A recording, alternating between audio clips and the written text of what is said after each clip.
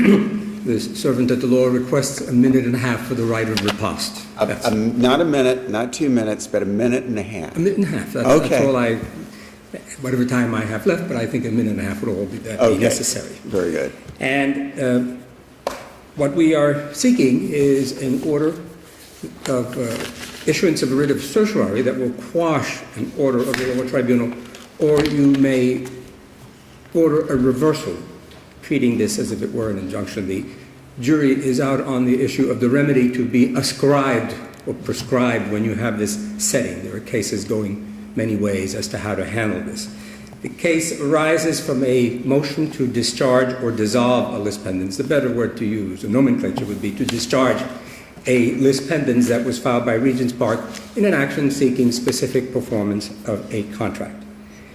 The briefs dwell upon the standard that was used at the hearing that resulted in a complete discharge of the writ without any ability to post a bond. But I will back up a minute. What the case involves is what I call the triad, the triad of tests that is to be used with respect to motions passing upon a lis pendens, the discharge or dissolution of a lis pendens.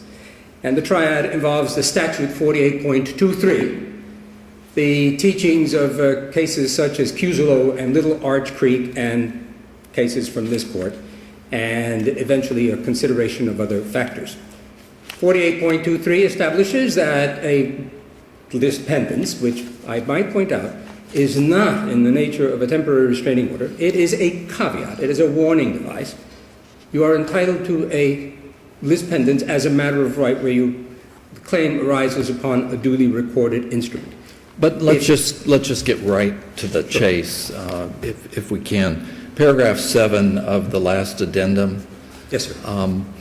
That seems to set up the condition with respect to the lot clearing liens and some of the other conditions. But the accusation made against your position is that the bank loan had not been finalized, that there were a couple of days of communications after August 3rd involving whether or not the loan would be made. So how do you square that with a time is of the essence August 3rd closing date? Well, let us take the August 3rd was not the absolute closing date. The parties had already said, let's toss it off a few days. Let's start with that. Had time been of the essence, the insistence would have been you close on that date or not. And then number two, when we get into this matter of the bank and the money and availability, we get into a chicken-egg argument because the pragmatics of situations regarding closings are that the bank will say, show me that you're ready and I'll have the funds.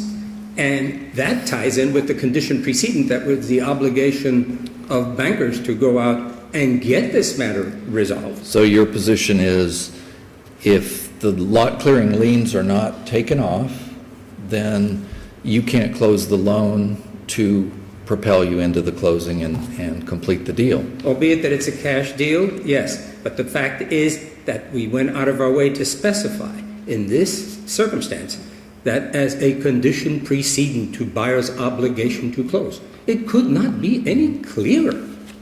It was made absolutely black and white. It wasn't going to not beat around the bush.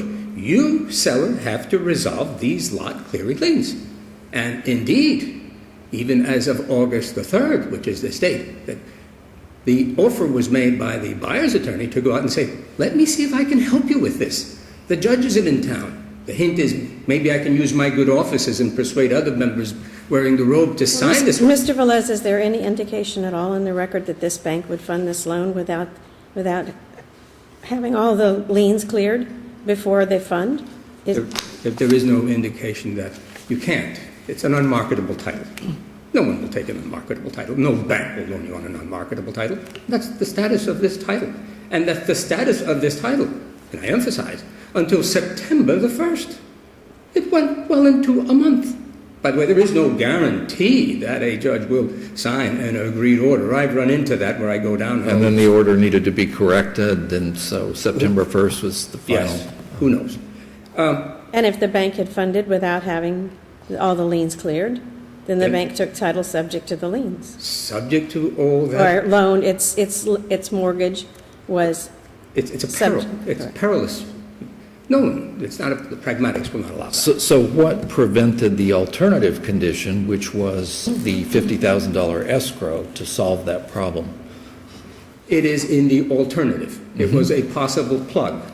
But as the record reveals, the title insurer said, I'm not taking that chance. Title insurers have become gun-shy about writing over things, more particularly since they've been burnt and sent into receivership by malcreant attorneys that have insured over things that they shouldn't have insured over.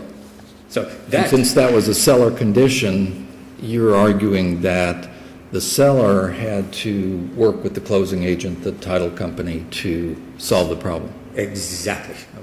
And therefore, maybe time was not of the essence as now insisted upon.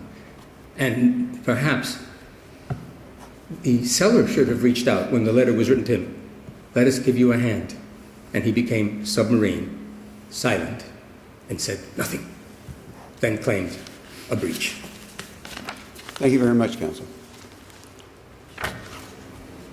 May it please the court, I'm David Garbett. I represent BLS. Good morning. For short. First of all, there was no bank involved. The lender is a private lender, James Perry and Company. It's not a bank. Was there any indication that private lenders don't want clear title before they take them? Absolutely wanted clear title, and that's irrelevant to this closing. This closing was a cash deal. This was not a financing deal. It was struck. I don't see a protest when the HUD-1 is sent over indicating that there's a lender. I don't see anybody saying, well, There was no protest and no need for protest because whether there was a loan in place or not was irrelevant to the seller. The seller shows up at the closing. If he has a loan in place, that's terrific. He didn't.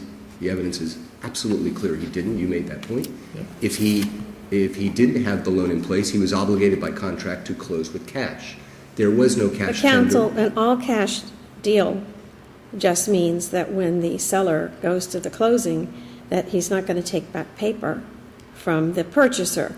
Where it doesn't matter where the purchaser is going to get the cash.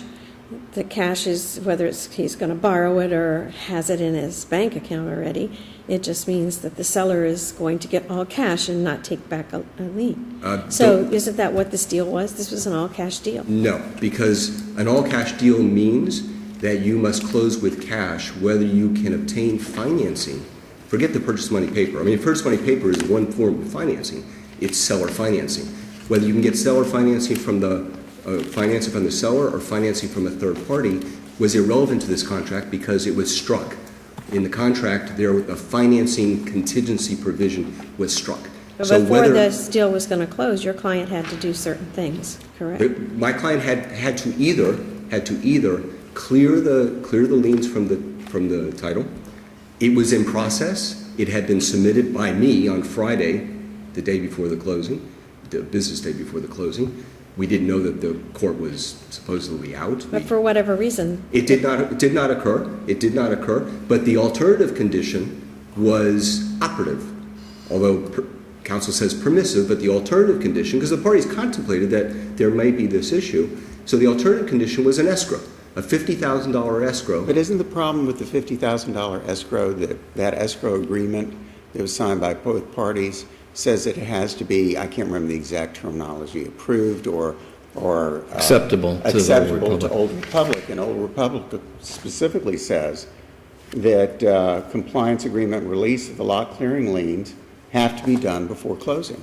So it was not acceptable to Old Republic. Correct. So where are we then? Where are we then? We have a failed closing. We have a failed condition proceeding to sell the buyer. But whose obligation was it to clear the title? It was my client's obligation to clear the title, but it was the buyer's right to then walk away, which is what the buyer did. Because the buyer was trying to get this financing. It was still being negotiated the day after. If what you say is true, isn't that a question for the trial itself? And we're here on the issue of whether or not the lis pendens should have been released. I mean, that may go to the merits, but whether the buyer was ready, willing, and able to purchase the property is what we look at, or what the court below should have looked at.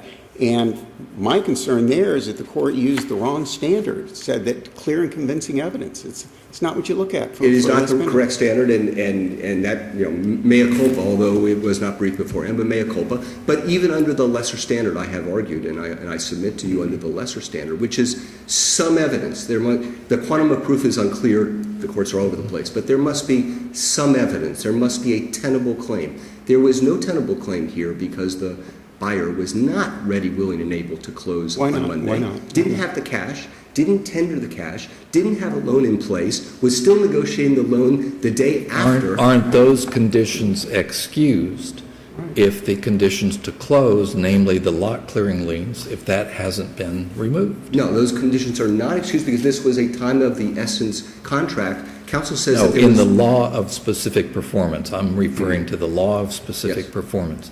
If on the seller side a condition hasn't been fulfilled, doesn't that excuse the form of tender, a complete tender? In other words, he's not required to wire $550,000 to your trust account or to whoever's trust account if that condition has not been fulfilled. In this contract, I do not agree. In this contract, because it was a cash contract, no financing contingency, number one. Number two, there was no cash on Monday. So the buyer has an obligation. If the seller is not ready to perform, the buyer has a choice here.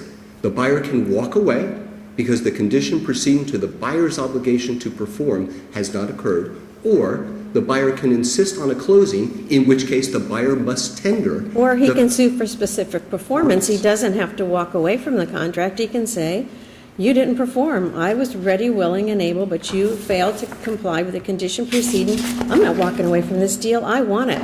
And he did. He moved for specific performance. That's what the whole claim is about. But he wasn't ready, willing, and able to perform because he didn't have the cash in hand. Because you didn't comply with the There was no financing condition. contingency. Because you didn't comply with the condition preceding. It's like a chicken and the egg thing. Well, again, the financing, the loan was irrelevant to this transaction because my client agreed to sell on an all cash, and so did the other side, all cash basis. The loan was irrelevant to this transaction. My client did not agree to a loan, didn't agree to a financing. My client said, I'm ready to close. My client said several times over Monday, several times. But the alternate is his client agreed to buy and only buy when your client, satisfied, cleared all the liens.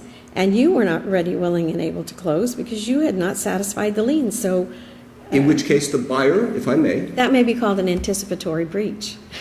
There's no anticipatory breach. The buyer must then say, fine, you're not ready to close. I'm ready to close. Here's my cash, in which case that would have perfected his case. That's not what this court said in Vigo Auto Parts in 2010. It said that Regents has to prove it either paid the contract sum, tendered it, was ready, willing, and able to do so, or was excused from so doing. And what's the excuse? The excuse is the lot clearing liens weren't clear. Well, the excuse, that's not the excuse because notwithstanding that the lot clearing, let's say the lot clearing liens were not discharged and they weren't. Forget the loan because the loan, this was not a financing contract. So the buyer must then say, I have the cash.